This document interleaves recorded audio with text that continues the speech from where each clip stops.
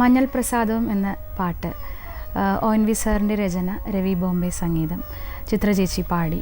ചേച്ചിക്ക് ഈ പാട്ടിന് നാഷണൽ അവാർഡ് കിട്ടി. ശരിക്കും ഈ പാട്ടിനെ കുറിച്ച് ഓർക്കുമ്പോൾ ആദ്യം നമുക്ക് മനസ്സിലേക്ക് ഓടി വരുന്നത് വിനീതും മോനിഷയുമാണ്. ഹരിഹരൻ സാറ് പരിചയപ്പെടുത്തിയ പുതുമുഖങ്ങളാണ് ഇവർ രണ്ടുപേരും. ഒരുപാട് സിനിമകൾ പിന്നെ നിറയെ ഇവർ അഭിനയിച്ചു.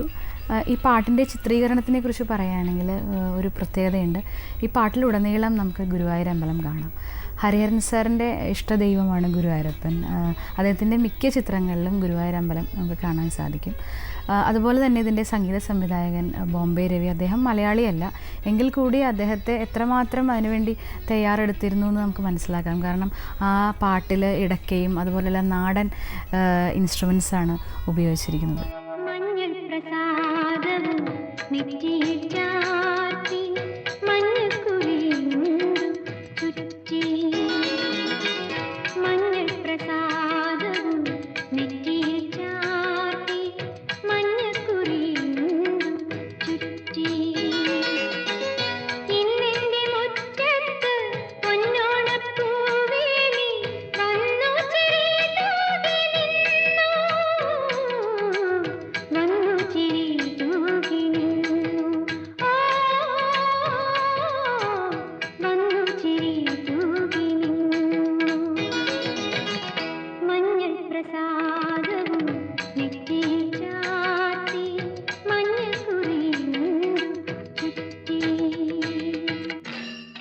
ഹരൻ സാറിൻ്റെ പിക്ചറൈസിങ് രീതി, അദ്ദേഹത്തിന് ഒരു പ്രത്യേക സിഗ്നേച്ചർ എല്ലാ സോങ്ങിലും, ഹരിഹരൻ സാറിൻ്റെ സോങ്സിന് ഉണ്ടാവുമായിരുന്നു.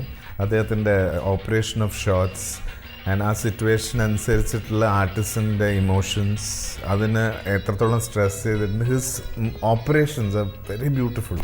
അത് ആ മ്യൂസിക്കിനനുസരിച്ചായിരിക്കും അദ്ദേഹത്തിൻ്റെ ട്രോളി മൂവ്മെൻറ്റ്സ് ആയാലും അതിൻ്റെ കട്ട്സ് ആയാലും.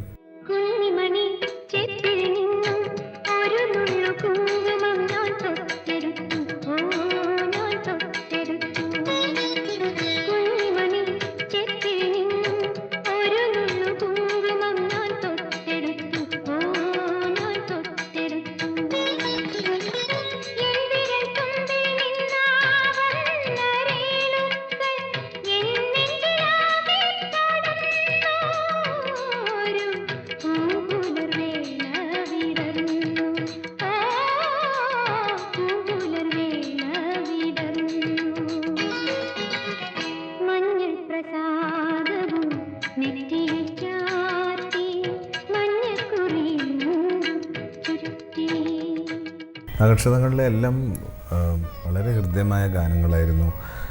പ്രത്യേകിച്ച് ആരെയും ഭാവഗായകനക്കും അതൊരു മൊണ്ടാജ് സോങ് ആയിട്ടാണ്.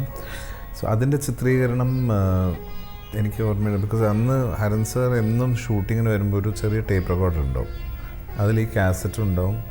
അപ്പോൾ നമ്മൾ ലൊക്കേഷൻ ഷിഫ്റ്റ് ചെയ്യുമ്പം ചിലപ്പോൾ അദ്ദേഹം കാറിന്ന്, ഇപ്പോൾ നമ്മൾ ആ കാറിൽ ഇരിക്കുകയാണെങ്കിൽ അത് പ്ലേ ചെയ്ത് ഇങ്ങനെ കേട്ടുകൊണ്ട് അത് കോൺസ്റ്റൻ്റ് ഈ ബ്രേക്ക് സമയത്തൊക്കെ, ഇപ്പോൾ ഒരു സീൻ കഴിഞ്ഞ് അടുത്ത സീനിൽ ലൈറ്റപ്പ് ചെയ്യുന്ന ആ ഗ്യാപ്പിൽ കണ്ടിന്യൂസ്ലി അദ്ദേഹം ഇങ്ങനെ കേട്ടുകൊണ്ടേയിരിക്കും. അപ്പോൾ ഇത് നമ്മളെല്ലാം will be listening to it. And actually അദ്ദേഹം he must be working out on the shots. ഈ particular music will always be playing in and he would have planned ഒരു പോർഷൻ എന്ത് വേണമെന്ന്. അതിൻ്റെ ഏറ്റവും വലിയൊരു എക്സാമ്പിളാണ് അതിൽ ഇനിഷ്യൽ വയലിൻ, ആരെയും ഭാവഗായകനക്കും ആ പാട്ടിൻ്റെ ഒരു വയലിൻ പോർഷനിൽ ഈ സലീമയുടെ ഒരു സ്വിങ് ഷോട്ടുണ്ട്. അത് വളരെ മനോഹരമായിട്ട് ടെക്നിക്കലി ഓൾസോ ഒരു പ്രത്യേക തരം ഓപ്പറേഷൻ വെച്ചിട്ടാണ്, ഹൈ സ്പീഡും ട്രോളി മൂവ്മെൻറ്റൊക്കെ വെച്ചിട്ടാണെന്ന് തോന്നുന്നു അദ്ദേഹം എടുത്തിരിക്കുന്നത്. അതിന്നും നമ്മൾ കാണുമ്പം ഒരു മാജിക്കൽ, ആ കുട്ടിയുടെ ഒരു ഹാപ്പിനെസ്സിൻ്റെ, ഒരു ബ്ലിസ്സിൻ്റെ ഒരു ലെവൽ ആ ഒരു ഷോട്ടിലൂടെ അദ്ദേഹം കാണിച്ചിട്ടുണ്ട്. ആരെയും ഭാവഗായകനാക്കും ആത്മസൗന്ദര്യമാണു നീ, നമ്രശീർഷരായി നിൽപ്പു നിൻ മുന്നിൽ കമ്ര നക്ഷത്ര കന്യകൾ. ആരെയും ഭാവഗായകനാക്കും ആത്മസൗന്ദര്യമാണു നീ, നമ്രശീർഷരായി നിൽപ്പു നിൻ മുന്നിൽ കമ്ര നക്ഷത്ര കന്യകൾ. ആരെയും ഭാവഗായകനാക്കും ആത്മസൗന്ദര്യമാണു നീ. ഒരിക്കൽ യൂസഫ് അലി കേച്ചേരി സാറ് ഒരു സംഭാഷണ മധ്യത്തിൽ പറയുന്നത് കേട്ടിട്ടുണ്ട്. പാട്ടിൽ, സിനിമാ പാട്ടിൽ, ലളിത സംഗീതത്തിൽ സാഹിത്യത്തെക്കാൾ സംഗീതത്തിന് പ്രാധാന്യം കൊടുക്കുന്നതിനെക്കുറിച്ച് ആരൊക്കെയോ ചോദിച്ചപ്പോൾ ദേവരാജൻ മാസ്റ്റർ പറഞ്ഞു 60% കവിതയും 40% ഈണവുമാണ് സിനിമ പാട്ടിന് എൻ്റെ രീതി എന്ന് പറഞ്ഞു. അപ്പോൾ ഒരു പാട്ട്, ഏതോ പാട്ട് അദ്ദേഹത്തിൻ്റെ യൂസുഫ് അലി സാറിൻ്റെ പാട്ട് ദേവരാജൻ മാസ്റ്റർ കമ്പോസ് ചെയ്തപ്പോൾ ദേവരാജൻ മാസ്റ്റർ പറഞ്ഞു, ഞാൻ ഇതിന് വലിയ നീട്ടലും കുറുക്കലും ഒന്നും കൊടുക്കുന്നില്ല, ഞാൻ ആവശ്യമുള്ള സ്ഥലത്ത് ചെറിയൊരു അടിവര ഇടുന്നു മാത്രമേ ഉള്ളൂ എന്ന് പറഞ്ഞു.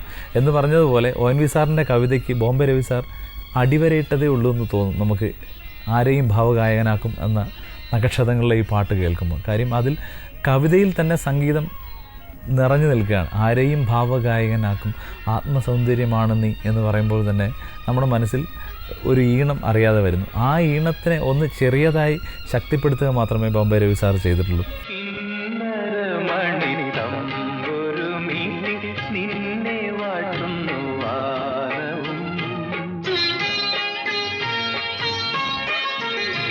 കിന്നരമണി